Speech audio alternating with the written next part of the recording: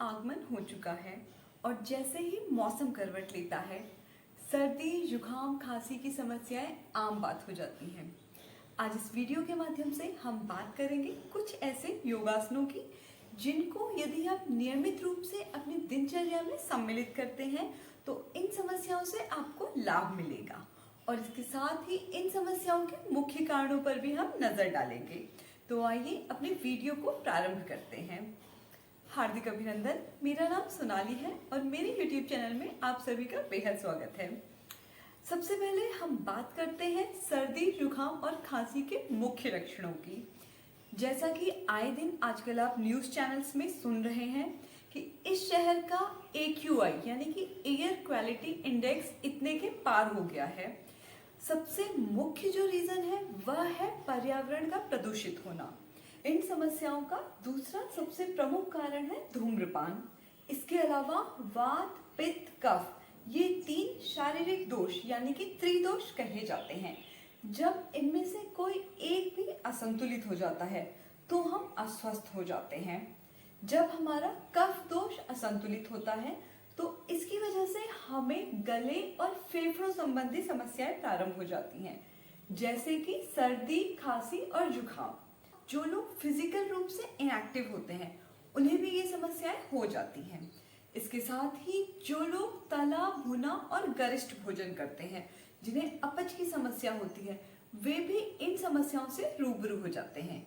तो आइए अब हम प्रारंभ करते हैं अपना योगाभ्यास, जिन्हें करने से इन समस्याओं से आपको निजात मिलेगा और आप बेहतर महसूस करेंगे। योगाभ्यास को प्रारंभ करने से पहले मैं एक व्यक्तिगत अनुभव आप सभी के साथ साझा करना चाहूंगी। मेरी योगा जर्नी तकरीबन 5 साल पूर्व प्रारंभ हुई थी, किंतु उससे पहले बचपन से लेकर तब तक मैं हमेशा ही पूरे साल यानी कि 12 मास इस समस्या से रूबरू हुआ करती थी। पूरे 12 मास मुझे खांसी की समस्या रहती थी। ये अपने आप में बहुत ही एम्बैरसिंग है, किंतु जैसे ही मैंने योगाभ्यास प्रारंभ किया ये समस्या अपने आप ही कहीं लुप्त हो गई। इसीलिए मैं आप सभी से आग्रह करती हूँ कि आप अपनी दिनचर्या में योग को अवश्य ही सम्मिलित करिए।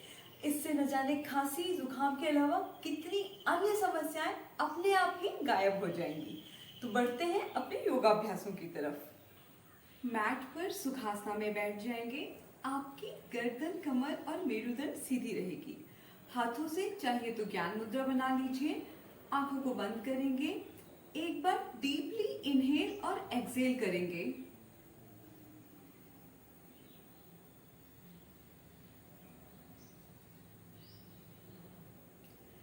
इसके उपरांत हम नेक रोटेशन से प्रारंभ करेंगे। श्वास को भीतर भरेंगे और गर्दन को पीछे की ओर लेके जाएंगे। आराम से सहजतापूर्वक करेंगे। श्वास छोड़ेंगे और गर्दन को आगे की तरफ टिल्ट करेंगे। पुनः श्वास को भीतर भरेंगे और गर्दन को पीछे लेके जाएंगे। श्वास छोड़ते हुए गर्दन को आगे लेके आ जाएंगे। पहले क्लॉकवाइज और फिर एंटी क्लॉकवाइज। श्वास को भीतर भरेंगे, गर्दन को पीछे की ओर लेके जाएंगे। श्वास को छोड़ेंगे और गर्दन को आगे की ओर लेके जाएंगे। पुनः दोहराएंगे। श्वास भीतर भरेंगे और श्वास छोड़ते हुए सामने की ओर आ जाएंगे। इसके उपरांत दूसरा आसन करेंगे।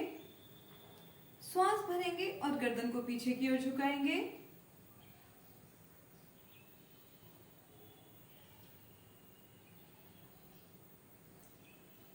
कुछ क्षण यहाँ पे रुकेंगे। श्वास छोड़ते हुए गर्दन को सामने की ओर ले आएंगे अपनी प्रारंभिक अवस्था में। पुनः श्वास को भीतर भरेंगे और गर्दन को पीछे लेके जाएंगे।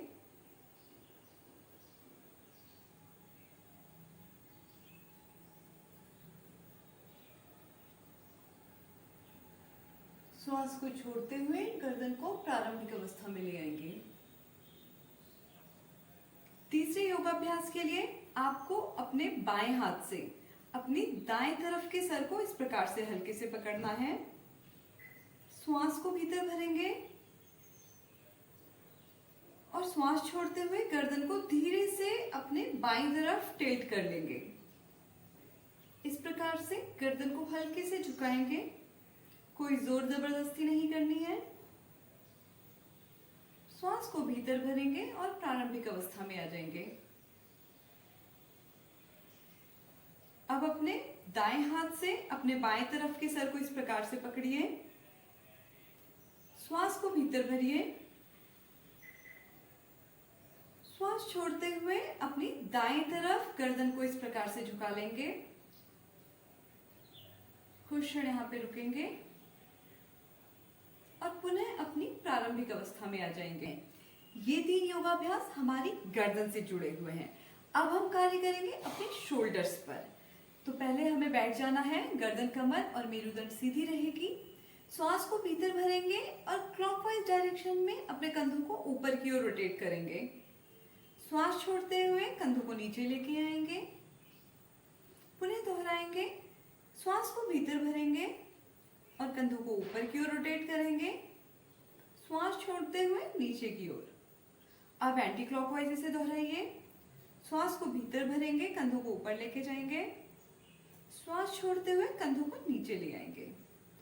रिपीट करेंगे, श्वास अंदर, कंधे ऊपर, श्वास बाहर और कंधे अपनी प्रारंभिक अवस्था में। इसके बाद बढ़ते हैं अपने अगले योगाभ्यास की तरफ। अगले योगाभ्यास के लिए भी आपको सुखासना में ही बैठे रहना है।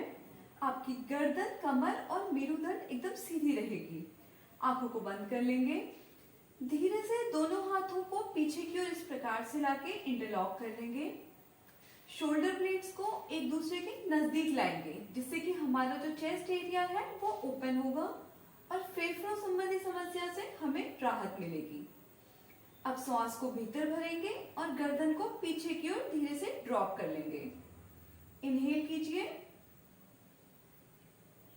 और गर्दन को पीछे ड्रॉप। कुछ क्षण यहाँ पे रुकेंगे और एक्सहेल करते हुए वापस से प्रारंभिक अवस्था में आ जाएंगे।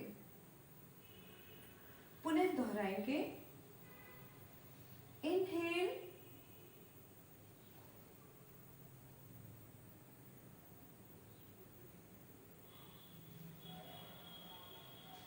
एक्सहेल करते हुए प्रारंभिक अवस्था में आ जाएंगे हम।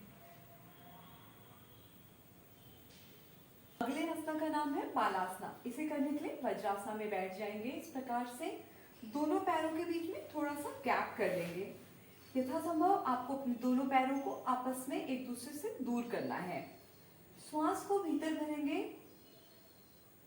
और श्वास छोड़ते हुए हाथों की सहायता से धीरे धीरे सामने की ओर झुकेंगे। माथे को मैट से लगाएंगे और यहाँ पे अपनी बॉडी को रिलैक्स करने की कोशिश करेंगे। आप चाहें तो अपने हाथों को इस प्रकार से मोड़ के अपने माथे को अपने हाथों के ऊपर भी रख सकते हैं। यदि आपको नज़ला जुकाम ज्यादा है तो आप इस प्रकार से अपने माथे को अपने हाथों पे रोल कर सकते हैं। आप महसूस करेंगे जैसे आप रोल करेंगे आपको बहुत ही सुखद अनुभूति होनी प्रारंभ होगी। कुछ क्षण यहाँ पे रुकेंगे और फिर पुनः श्वास को भीतर भरते हुए अपनी प्रारंभिक अवस्था में वापस आ जाएंगे। एक बार पुनः इसे दोहरा लेते हैं। श्वास को भीतर भरेंगे और श्वास को छोड़ते हुए सामने की ओर आ जाएंगे। माथे को हाथों के ऊपर इस प्रकार से रेस्ट कर लेंगे। कुछ क्षण यहाँ पे रुकेंगे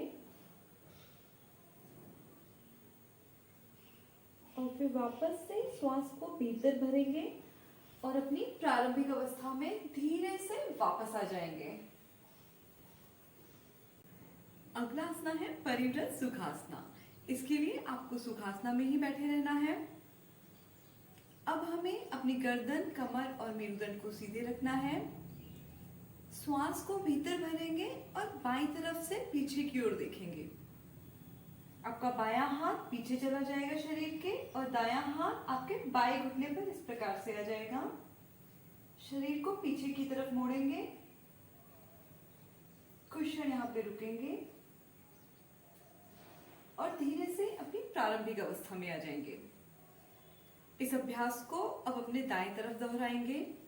श्वास को भीतर भरेंगे और शरीर को दाएं तरफ से पीछे की ओर लेके जाएंगे। दायां हाथ शरीर के पीछे और बायां हाथ आपके दाएं घुटनों पर आ जाएगा। कुछ क्षण यहाँ पे इसी अवस्था में रुकेंगे। धीरे से एक्सहेल करते हुए अपनी प्रारंभिक अवस्था में आ जाएंगे। इस अभ्यास को भी आप 5 से 7 बार दोहरा सकते हैं। हमारे अगली आसना का नाम है भुजंगासना। इसको करने के लिए आपको मैट पर पेट के बल लेट जाना है। धीरे से हम मैट पर इस प्रकार से पेट के बल आ जाएंगे। अपने हाथों की हथेलियों को अपनी छाती से थोड़ा सा आगे की ओर रखेंगे।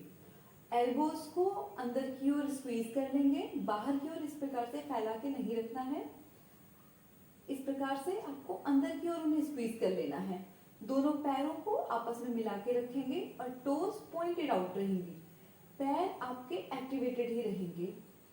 अब यहाँ पे धीरे से श्वास को भीतर भरना है और गर्दन को पीछे की ओर लेके जाना है। नाभि के नीचे का हिस्सा आपका मैट पर ही रहेगा। कोहनियों को हल्का सा मोड़ के रखेंगे।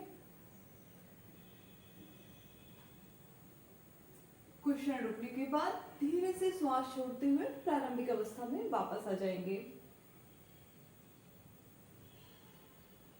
पुनः इसके अभ्यास को दोहराएंगे। श्वास को भीतर भरेंगे और गर्दन को पीछे लेके जाएंगे। कुछ क्षण रुकिए। श्वास छोड़ते हुए धीरे से वापस प्रारंभिक अवस्था में आ जाएंगे। ये थे हमारे योगासना, जिन्हें करने से आपको सर्दी, जुकाम और खांसी जैसी समस्याओं में अवश्य ही लाभ मिलेगा। इसके साथ ही आप अनुलोम विलोम और जल नीति का अभ्यास भी कर सकते हैं। ये बेहद ही लाभकारी होते हैं। इसका लिंक मैं आपको डिस्क्रिप्शन बॉक्स में नीचे दे दूंगी। मैं उम्मीद करती हूँ इन सभी योगासनाओं से आपको अवश्य ही लाभ हुआ होगा। तो इसी प्रकार से अपना स्नेह मुझे देते रहिएगा। धन्यवाद।